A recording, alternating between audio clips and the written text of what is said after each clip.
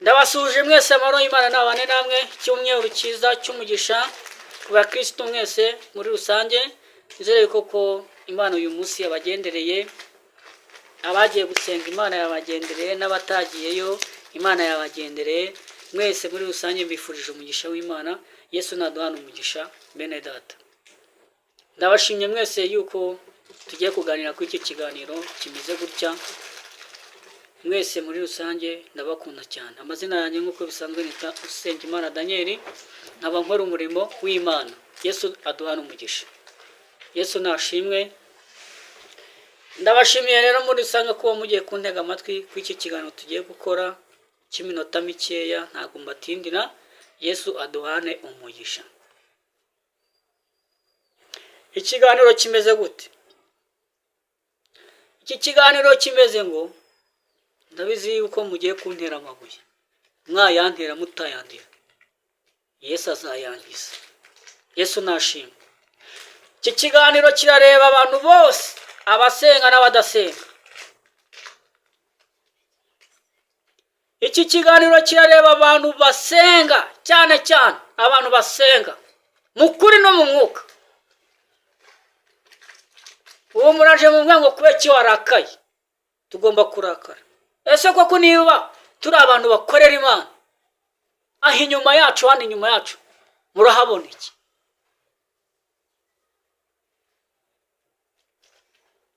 Iki kiganiro abantu basenga nicyo bagomba kugitega amatwi. Yesu aduhana umugisha. Iki kiganiro ngo kimeze gute bene data?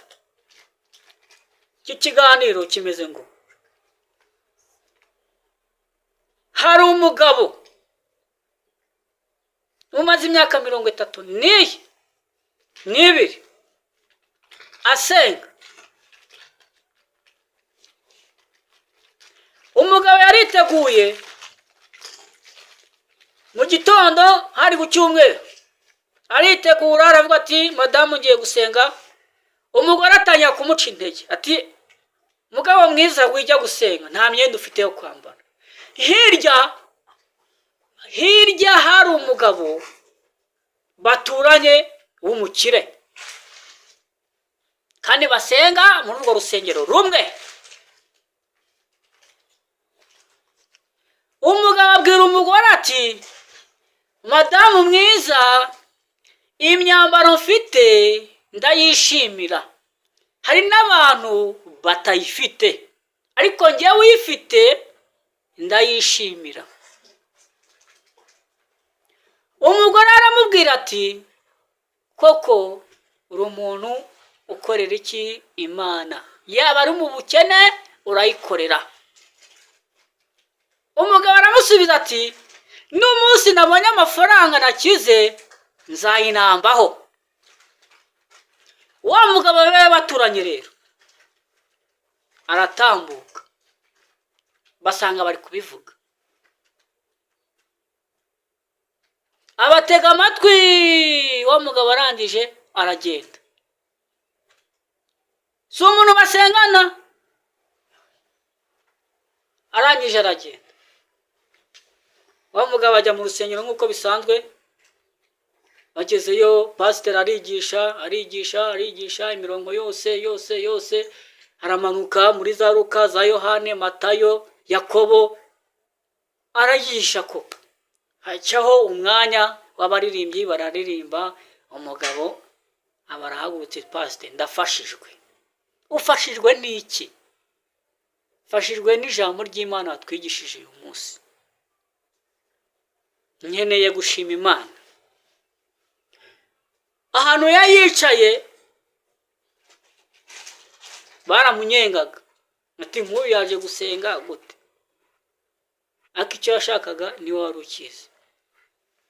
Pasiteri aravuga ati buri muntu wese nahaguruke ashima Imana, buri muntu amasegonda 3 amasaha ari kudufata. Umugabo aravuga ngo njyewe ndashima iminota 10. Kandi niba utamiye iyo minota 10 ubyihorere, iminota 2 nta kintu yamarira. Bandi barashima barangije, wa mugabo bamuhaye umwanya.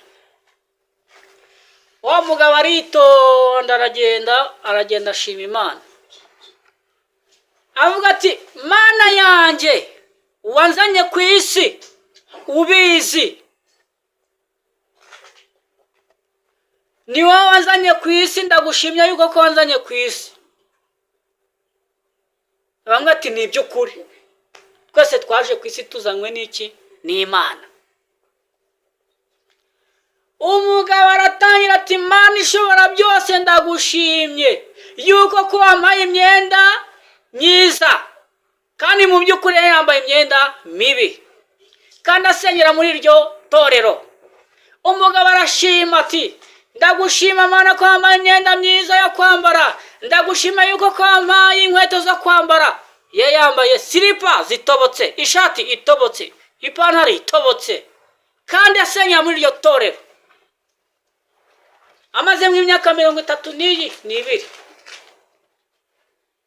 Bamwe baratangira bararira, ni gute umugabo wambaye kuri ahaguruka agashima Imana, twega twambaye neza si dushima Imana?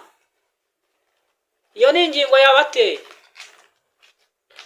Koko dusenga iby'ukuri cyangwa ntabwo dusenga iby'ukuri? Namwe muzansubize muri comment. Ndaje mu ntera amabuye ariko nta kibazo.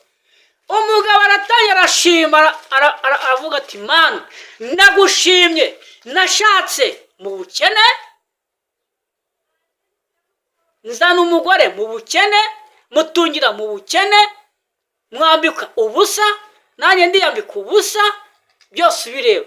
Ariko uyu munsi impamvu mpagaze mu itorero mu bwoko bwawe, ngiye gushima ishimwe rikomeye kuri njyewe. Abakirisitu bamwe baribaza agiye gushima iki? Bamwe batangiye kurira, abandi batangiye kuvuga. Umugabo arangije aravuga ati Mana ndagushimye yuko ko mu rugo rwanjye wanzaniyemo ibiro 5 by'umuceri. Umugabo yarashimye ati Mana ndagushimye yuko wanzaniye ibiro 5 by'umuceri mu rugo rwanjye. Kuva namara imyaka 32 niho umuceri winjiye mu rugo rwanjye. Naje gusenga ndihe ikiro kimwe, ubu hasigaye ibiro 4. Ngiye kuva ahangaha nje mu rugo nanjye fate kuri wa muceri, nongere nshima Imana yuko ko yampaye agafuko k'umuceri. Ibiro 5 iwe yakabaraga mu mufuka. Ese koko mwebwe mufite mujya mushima Imana? Niba yarabahaye ubutunzi mugatunganirwa, mukarya, mukambara, ese mwibuka kwishima? Ariko wa mugabo yarayishimye, abantu bose bo mu itorero baye bari muri iryo torero, abantu bose baraturika bararira.